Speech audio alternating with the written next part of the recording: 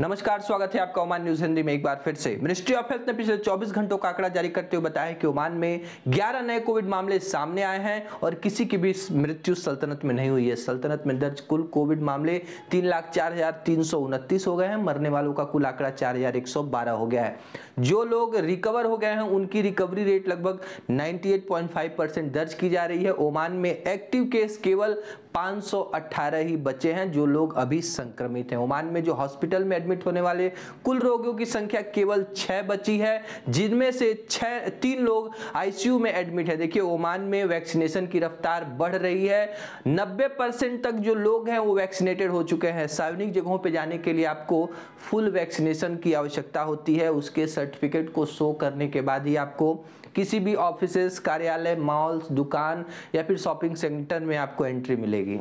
Oman के सुल्तान महामहिम Haitham बिन तारिक ने रॉयल ओमान पुलिस के एक विशेष कार्यक्रम में शिरकत की। वहां जाकर इन्होंने विशेष सुरक्षा बलों के जो तैयारियां हैं उसका जायजा लिया, उनके बारे में जानकारी ली।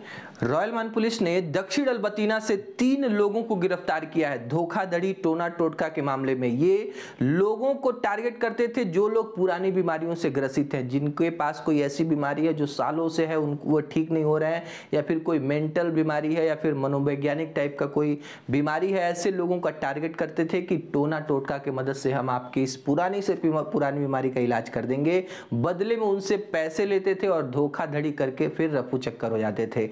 बहुत सारी शिकायतें मिली थी जिसमें गड़ा हुआ खजाना दिलवाने के चक्कर में लोग इनके पास भारी से भारी मात्रा में पैसे जमा करते थे और इस तरह से लोगों को ठगते थे ये लोग। और इन लोगों के पास से टोना टोटका और इन सभी चीजों में इस्तेमाल होने वाले उपकरण तमाम कागजात में मिले हैं। तीनों के ऊपर कानूनी कार्रवाई की जा रही है। सोहार इंटरनेशनल एयरपोर्ट पर फ्लाई दुबई की पहली फ्लाइट जो दुबई और सोहार के बीच शेड्यूल की गई थी, प्रति सप्ताह 2 फ्लाइटें फ्लाई दुबई संचालित करेगा सोहार से दुबई के बीच में। और पहली फ्लाइट जैसे ही सोहार इंटरनेशनल एयरपोर्ट पर पहुंची, इसको वाटर सैल्यूट से स्वागत किया गया है ओमान एयरपोर्ट्स के अधिकारियों के द्वारा।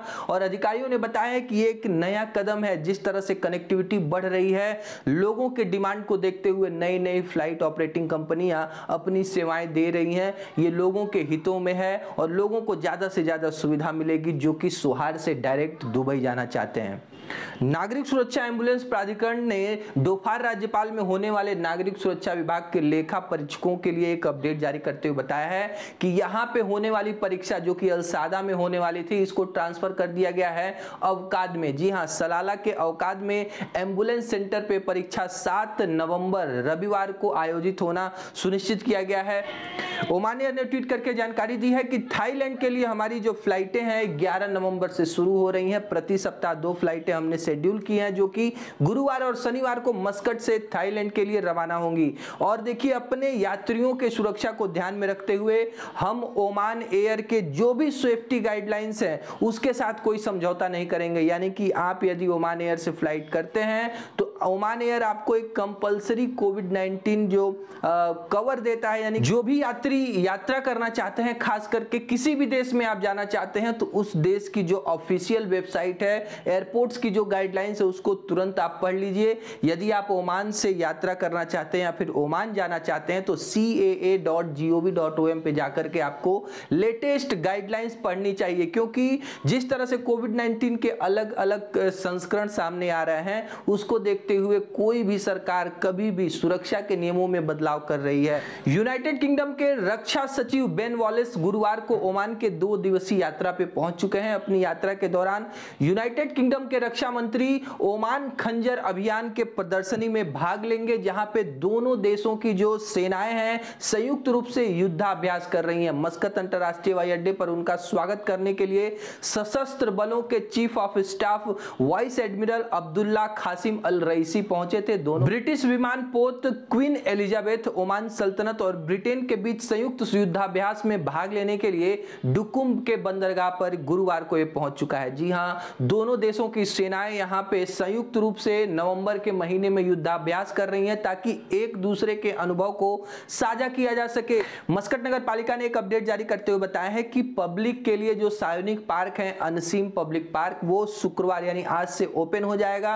सभी आगंतुकों के लिए सुरक्षा के एहतियाती उपायों के साथ इस पार्क को पब्लिक के लिए ओपन कर दिया गया है। देखिए अभी भी अल घुबरा और कलबोह पार्क बंद है अगले आदेश तक। इसके बारे में जैसे ही अपडेट आएगी आपको इन्फॉर्म करेंगे।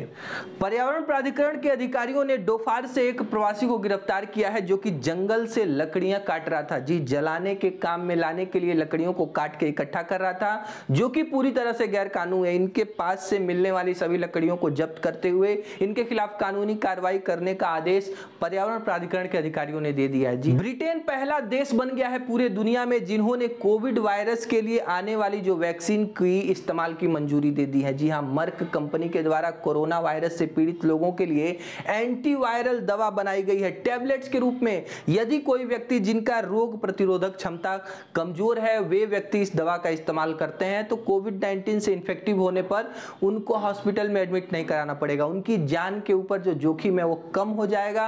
हल्के फुल्के लक्षणों के साथ ही ये कोविड वायरस से रिकवर हो जाएंगे। भारत के केंद्रीय स्वास्थ्य मंत्रालय ने बताया है कि पिछले 24 घंटे में भारत में 12,729 नए कोविड मामले सामने आए हैं। 221 लोगों की दुखद मृत्यु हुई है। जो भारत में सबसे ज्यादा संक्रमण साउथ की तरफ है यानी कि केरला की तरफ, और भारत में टोटल इस समय जो एक्टिव केस उनकी संख्या 1,48,922 है जो लोग इस समय भारत में इन्फेक्टिव हैं। देखिए टोटल वैक्सीनेशन की जो रफ्तार है वो लगातार कीर्तिमान पे कीर्तिमान स्थापित करते जा रही है। 107 करोड़ 70 लाख लोग पूरी तरह से वैक्सीनेटेड हैं भारत में। फ्रेंड्स आज के लिए बस इतना ही। वीडियो कैसा लगा लाइक करके जरूर बताओ। चैनल पे नए हैं तो प्लीज सब्सक्राइब करना ना भूलें ताकि ओमान से जुड़ी हर अपडेट आप तक सबसे पहले पहुंचे। मिलता है अगले वीडियो में, तब तक अपना और अपनों का ख्याल रखिए। नमस्कार।